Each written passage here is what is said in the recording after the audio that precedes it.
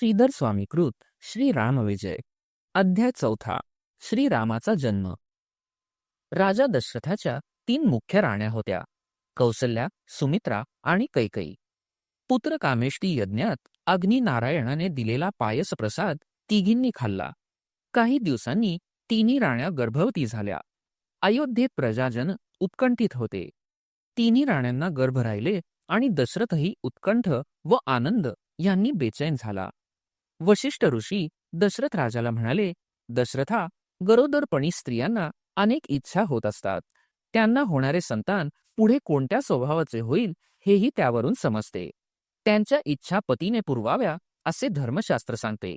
तेव्हा तू तिन्ही राण्यांना काय हवे ते विचार आणि त्यांच्या इच्छा पूर्ण कर.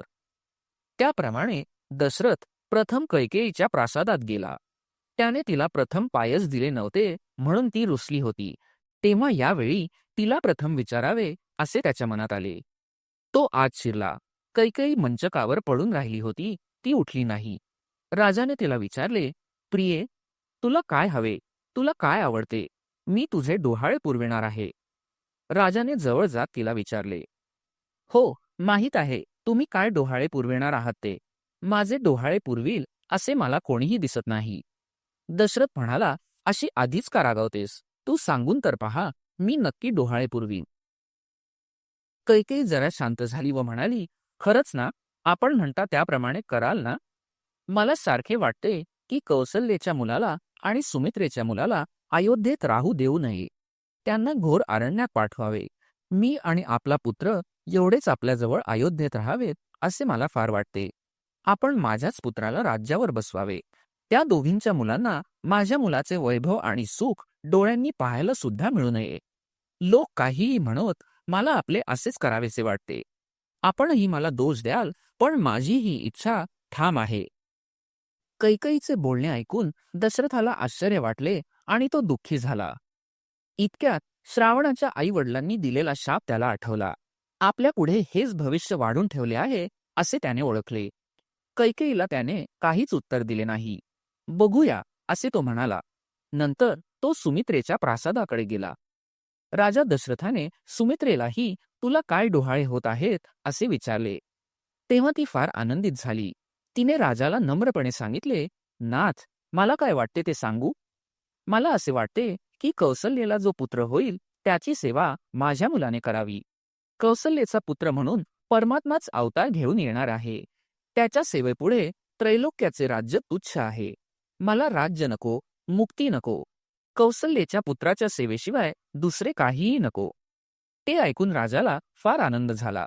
सुमित्रेचे बोलणे त्याला अमृताप्रमाणे मधुर वाटले. सुमित्रे, तुझे डोहाळे मी अवश्य पुरवीन असे तिला सांगून दशरथ आनंदाने कौसल्येच्या प्रासादात गेला. राजा येत आहे असे कौसल्येला सांगायला दासी आत गेल्या, पण कौसल्या देहभानावरच नव्हती. ती स्वानंद समाधीत होती. तिला पाहून आपण काय करावे याचा विचार करून दशरथही ध्यान करू लागला.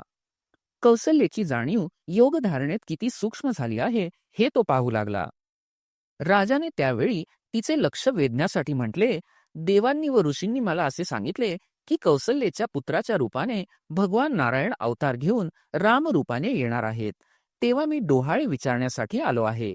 पण आता ते कसे विचारणार? कौसल्या तर समाधीत आहे. आश्चर्य असे की रामाचे नाव कानी पडताच कौसल्येची जाणीव सूक्ष्म देहातून उतरून दृश्य देहात आली. तिने राजाकडे पाहिले. राजाने पटकन विचारले, कौसल्ये, मी तुला काय हवे आहे ते विचारण्यास आलो आहे. ते ऐकताच एकदम आवाज चढवून कौसल्या गरजली, मी कोण आहे तुम्हाला माहीत आहे का? तिचे हातवारे आणि अवसान पाहून राजा थक्क झाला. तो भीत भीत म्हणाला, कौसल्ये, तू भानावर आहेस का? तुला कसली बाधा तर नाही झाली? कौसल्या पुन्हा बोलू लागली. त्यावेळी तिला वेगळाच आवेश आला होता. मी राम आहे. सर्व साक्षी असा मीच आहे. जीव आणि शिव हे भेद माझ्या ठाई नाहीत. द्वैत आणि अद्वैत यांच्यापेक्षा मी विलक्षण आहे. राजा निरुत्तर झाला. त्याने पुन्हा एकदा प्रयत्न करून पाहिला. कौसल्ये, रावणाने आपल्या लग्नाच्या आधी तुला पेटीत घातले होते आणि पळवून नेले होते हे तुला आठवते का?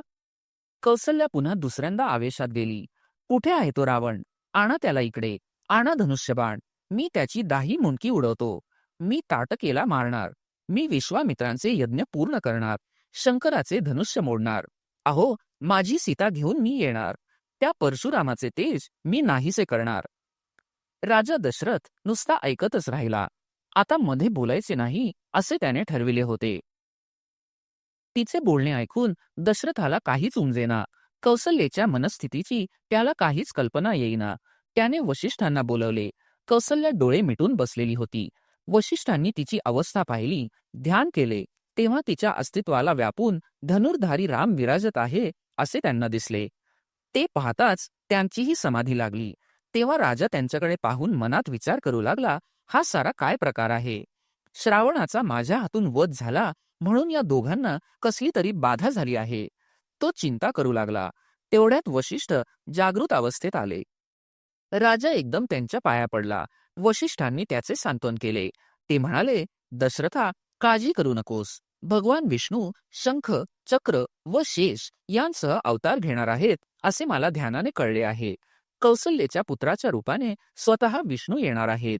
मला असेही दिसते की चैत्र शुद्ध नवमीला भर दुपारी 12 वाजता पुष्य नक्षत्रावर कौसल्येला पुत्र होईल. त्याचे पराक्रमच कौसल्या आपल्या मुखाने बोलून दाखवित होती. कौसल्या तटस्थ बसली होती. तिला काहीही विचारण्यात अर्थ नव्हता.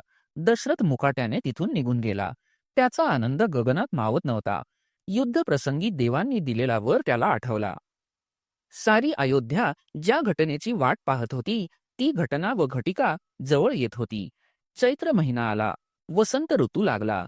सृष्टी नव्या कोवळ्या पाना फुलांनी बहरून गेली. सुगंधी वारा वाहू लागला. कौसल्येच्या मुखावर अलौकिक तेज दिसत होते. अयोध्येत सर्वत्र शुभ शकून होत होते. चैत्र शुद्ध नवमी तिथी आली.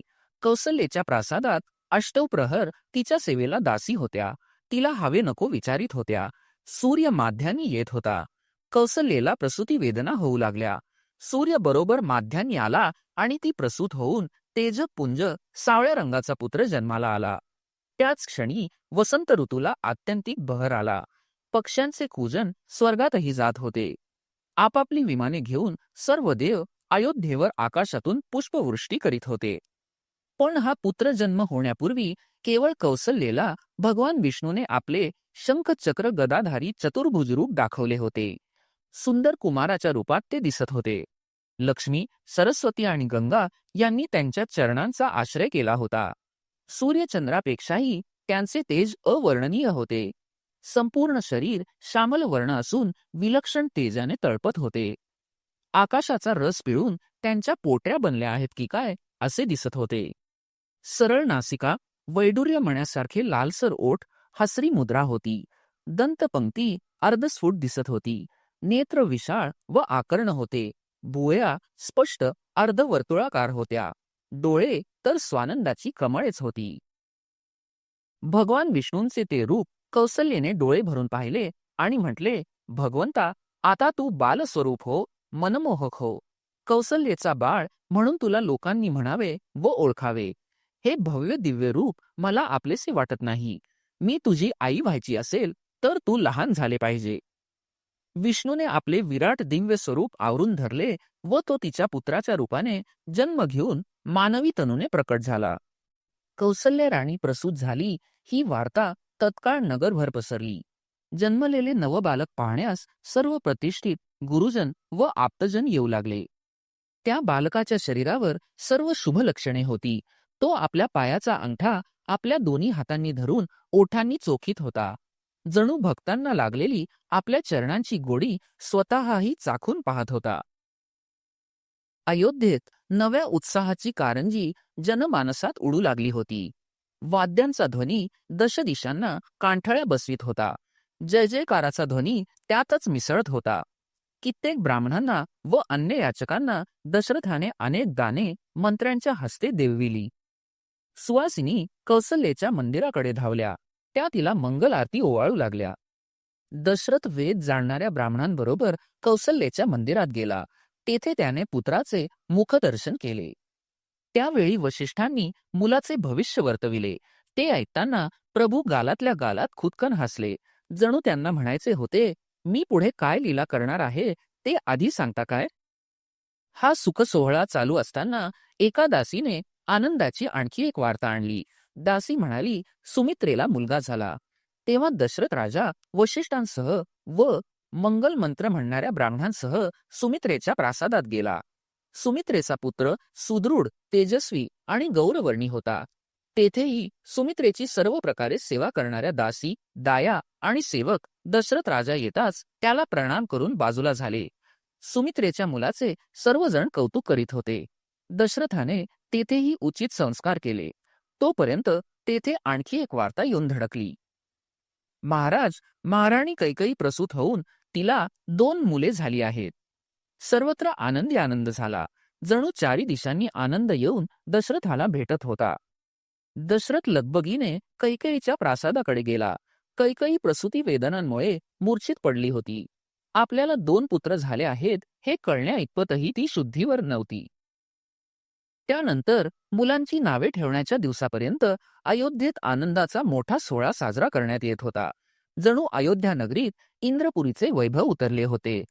शरयू नदीच्या दोन्ही तीरांवर वसलेली ती अयोध्या नगरी त्या नदीशी आनंदाच्या गुजगोष्टी करीत होती. बारशाचा दिवस आला. कौसल्येला अभूतपूर्व आनंद झाला होता. कैकेयी आणि सुमित्रा हर्षाने उत्फुल्ल झालेल्या होत्या. मग कुलगुरू वशिष्ठांच्या सांगण्याप्रमाणे कौसल्येच्या मुलाचे नाव रामचंद्र असे ठेवण्यात आले. कैकेयीच्या मुलांची नावे भरत व शत्रुघ्न आणि सुमित्रेच्या मुलाचे नाव लक्ष्मण असे ठेवण्यात आले. त्यावेळी अयोध्या नगरीत हत्तीवरून साखर वाटण्यात आली.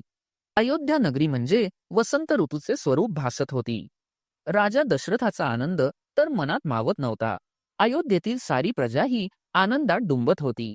श्रीराम विजयातील हा 4था अध्याय जे एकाग्रतेने अनेक वेळा वाचतील त्यांना सुपुत्राचा लाभ होईल. अध्याय 4 समाप्त. श्री रामकृष्णार्पणमस्तु.